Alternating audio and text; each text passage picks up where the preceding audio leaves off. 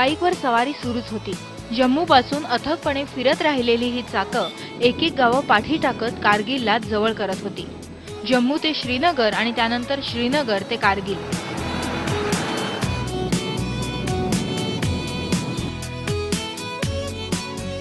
कंगन, गुंद, गगनगीर, सोनमार्ग, जोजिला, माटेन, द्रास आणि कारगिल। एकीकडे डोंगर, दुसरीकडे दरी, मध्ये रस्ता। हा रस्ता जात होता 10 वर्षांपूर्वीच्या युद्धभूमीकडे। जागोजागी जवानांच्या अशा छावण्या।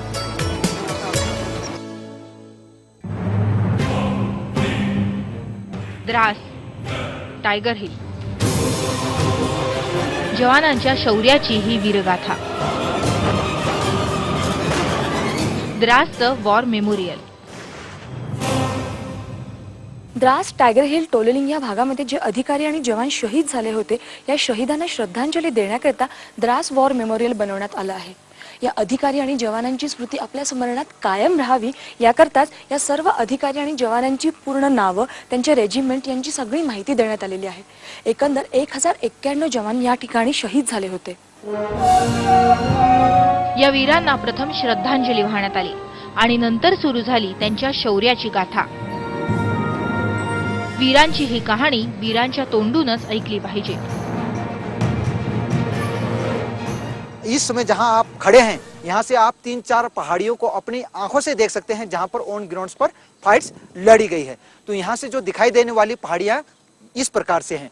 सबसे पहले ये जो सामने वाले नजदीक जो पहाड़ी देख रहे हैं, यह है तोलोलिंग की पहाड़ी। दुश्मन इस पहाड़ी तक आ गए थे, यहाँ पर काफी घमासान लड़ाई लड़ी गई है। अगर आप अपनी निगाहें पूरी लेफ्ट साइड में ले जाएं, लेकिन सूरज की रोशनी से आपको थोड़ी मुश्किलात होगी देखने में। सबसे दूर पहाड़ियों का जो सिलसिला देख रहे हैं, उसमें जो सबसे राइट साइड वाले में जो हाईएस्ट पीक है, जो है वो है टाइगर हिल। अगर उसी पहाड़ी के सिलसिले में अगर लेफ्ट साइड में देखेंगे तो अभी सूरज की रोशनी से इतना पता नहीं चल रहा। सूरज की रोशनी के ठीक तकरीबन 5 बजे के आसपास वहां पर एक और पीक नजर आ रहा है। अगर आप हाथ से देखेंगे तो बीच में 4 पीक नजर आ रहा है स्काईलाइन पर, जिसका शेप बना हुआ है राइनो हॉर्न की तरह, वो है राइनो हॉर्न। अगर और बाईं तरफ आ जाएं तो एक ये नजदीक पहाड़ी है, नजदीक वाली पहाड़ी। इसके साथ जो दूर वाली पहाड़ी, जो स्काईलाइन वाली पहाड़ी जहां टच कर रही है, वहां पर इतना शार्प पीक तो नहीं बन रहा है, लेकिन जो हाईएस्ट पॉइंट बन रहा है वो है पॉइंट 4875, जहां पर कैप्टन बिक्रम सिंह बत्रा शहीद हुए थे। मे 1999 मध्ये जेव्हा युद्धाला सुरुवात झाली तेव्हा 5000 पाकिस्तानी घुसखोरांनी चढाई केली होती। जवळपास 180 किलोमीटरच्या पसरलेल्या भारतातल्या पर्वतांवर कब्जा मिळवला होता। यदि आप श्रीनगर के रास्ते आ रहे हैं तो जोजिला पास के ऊपर आपने घुमरी देखा होगा। घुमरी से लेकर साउदर्न ग्लेशियर टूर की पहाड़ी जो बटालिक क्षेत्र में पड़ती है, इस बीच के गैप में उन्होंने तकरीबन 400 हाइट्स पीक्स पर आकर उन्होंने जमीनी कब्जा करके बैठ गए। जैसे समर सीजन शुरू हुआ, हमारी सेनाएं जो द्वारा पोस्टों पे जानी शुरू की तो कुछ मूवमेंट्स दिखाई दिए गए।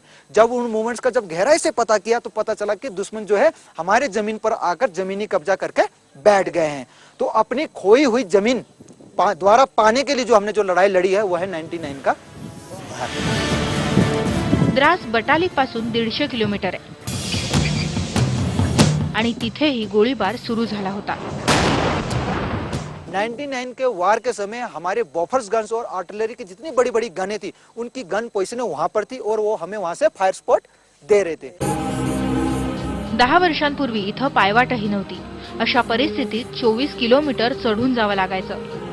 इथे युद्धाच्या खाणाखुणा आजही दिसतात। तो यहाँ का जो विंटर सीजन जो माना जाता है नवंबर 1 से लेकर 31 मई, इस बीच इतना हेवी स्नो फॉलिंग होता है, आप यकीन नहीं करेंगे। यहाँ का जो टेम्परेचर है मिनिमम -40 डिग्री एंड अबव जाता है। इतने कम तापमान में एक जवान का ऊपर रह पाना दोनों देश को पॉसिबिलिटी कम नजर आ रही थी। इस चीज को देखते हुए दोनों देश ने एक एग्रीमेंट किया कि इस विंटर सीजन में क्या है, विंटर के सीजन में ना आप अपनी सेना रखोगे ना हम रखेंगे। तो 98 के विंटर में इंडियन आर्मी अपने एग्रीमेंट के तहत थोड़ा विड्रॉल होकर सोनामार्ग वाले इलाके के आसपास चली गई। उन्होंने भी उस समय दिखावा किया कि हम भी विड्रॉल हो रहे हैं। जैसे इंडियन आर्मी कंप्लीट विड्रॉल हो गई तो उन्होंने क्या है तकरीबन 3 ब्रिगेड जो है इन्फिल्ट्रेशन किए। बर्फाने घेरलेल्या चोर बाटला पर्वतरांगेत लढणं जिकिरीचं असूनही भारतीय सैन्यानं ते केलं। इंडियन आर्मी को इस सेक्टर में जो सबसे ज्यादा नुकसान उठाना पड़ा वो था .4875। उसे रिकैप्चर करने के दौरान हमारे 59 जवान शहीद हुए थे। उसे रिकैप्चर करने के लिए जिन यूनिट को टास्क मिला वो था 13 Jack rifles. Captain Bikram Singh Batra के पुराने काम को देखते हुए उन्हें टास्क दिया गया। अवघ्या 24व्या वर्षी शहीद झालेला विक्रम बात्रा अजरामर झाला। ये दिल मांगे मोर, त्याचे शब्द कुठलाही देशप्रेमी विसरणार नाही। इस दौरान दुश्मन की गोली लगने के कारण कैप्टन बिक्रम सिंह बत्रा वहीं पर शहीद हुए और मरणोपरांत उन्हें परमवीर चक्र से सम्मानित किया गया। तब से लेकर .4875 को बत्रा टॉप के नाम से जाना जाता है। यहाँ से दिखाई देने वाले features Tololing, Tiger Hill, Rhino Horn और .4875 बत्रा टॉप। बत्रा टॉप के आगे और लेफ्ट पैरा इन्फेंट्री एडवांस हुई, टाइगर हिल के आगे 8 सिख और .5140 के आगे 18 गढ़वाल राइफल। इस तरह एडवांस होते हुए दुश्मन को कंप्लीट 26 जुलाई को लाइन ऑफ कंट्रोल से बाहर खदेड़ दिया गया। तो जो द्रास सेक्टर की जो लड़ाई है 26 को कंप्लीट खत्म हो चुकी थी। द्रास नंतर आता पुढचा मुक्काम होता कारगिल।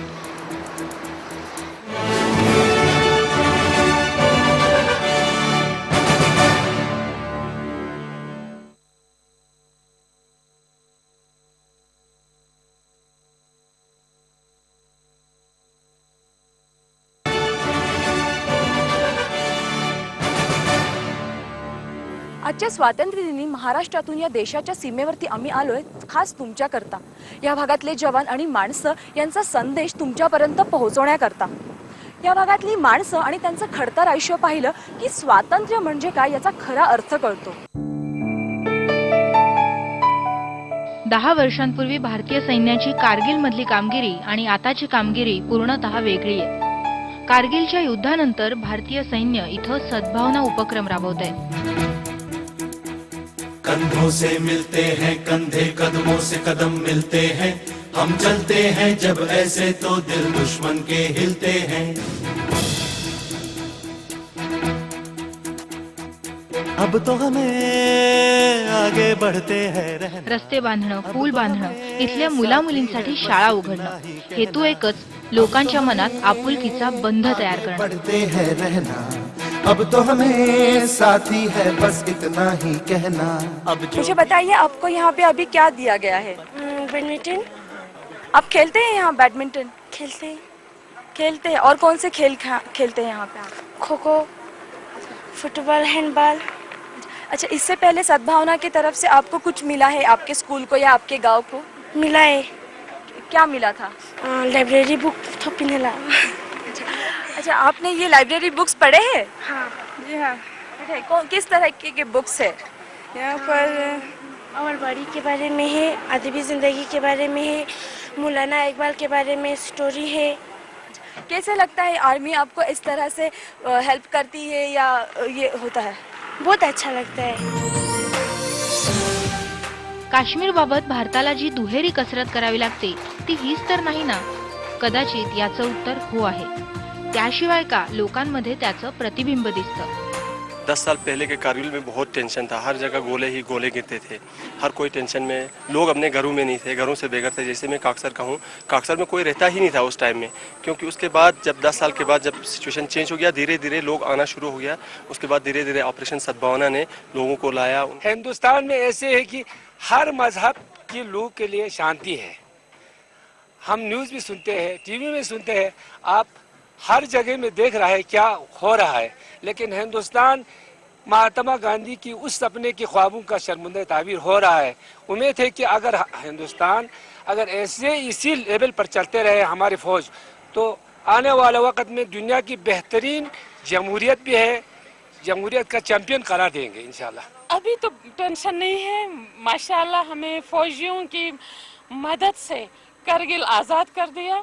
पहले हम लोग 2-4 साल बिल्कुल घर बार हम लोगों ने छोड़ा, हम लोग दूर दराज इलाकों में भागे, अपना सब कुछ छोड़ के तालीम के लिहाज से पीछे हो गए उस जंग की वजह से। आज माशाल्लाह हम लोग फौजियों की मदद से हर लिहाज से आगे हैं और हम खुश हैं इस वक्त। भारताविषयी, इथल्या जवानांविषयी भरभरून बोलणारे हे लोक, आणि म्हणूनच इथल्या विजय दिवसाचा आनंद हा खऱ्या अर्थाने विजय दिवसाचा आनंद आहे।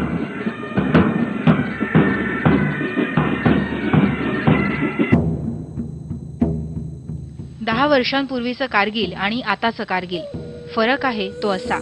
आणि याचं क्रेडिट जातं अर्थातच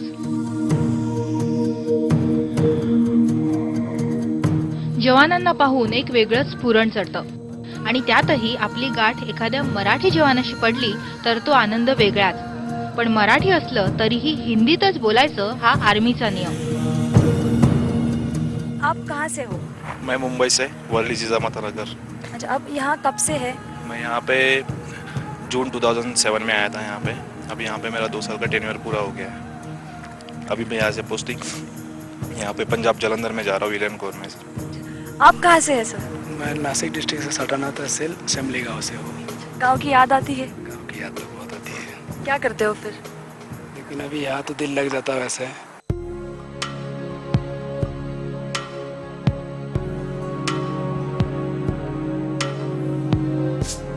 हे एवढं सगळं अनुभवायला मिळाल्यावर 543 किलोमीटरचा जम्मू ते कारगिल प्रवास सुफळ संपूर्ण झाला असं कोणाला नाही वाटणार.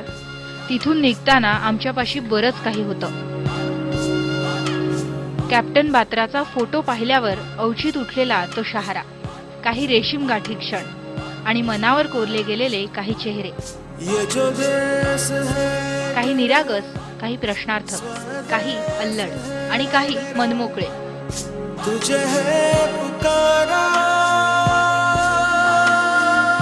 जनता काश्मीरचीच, पण तरीही प्रत्येकाचा स्वातंत्र्याचा अर्थ वेगळा, स्वातंत्र्याचा आनंद वेगळा. आणि ज्यांच्यामुळे स्वातंत्र्य टिकून आहे त्या जवानांकडे पाहण्याचा दृष्टिकोनही वेगळा. आम्हाला श्रीनगरमध्ये ऐकायला मिळालं, कश्मीर के बच्चे बच्चे से कहिए कि आप किससे डरते हैं, वो फौजी से डरता है, फौजी की वर्दी से डरता है, उसके गन से डरता है. आणि आम्हाला कारगिलमध्ये ऐकायला मिळालं. हम शुक्र करता है कि हिंदुस्तान जैसे मुल्क में पैदा हुआ. दिल में इंडिया हर कोने में है. हाँ, दिल के हर कोने में है. बिल्कुल, दिल्ली तो दिल में बसी हुई है. हे असं का ते माहीत नाही, कुठपर्यंत तेही माहीत नाही. कदाचित ते शोधण्यासाठी पुढच्या खेपेस पुन्हा यावं लागेल. तोपर्यंत जय हिंद, जय भारत.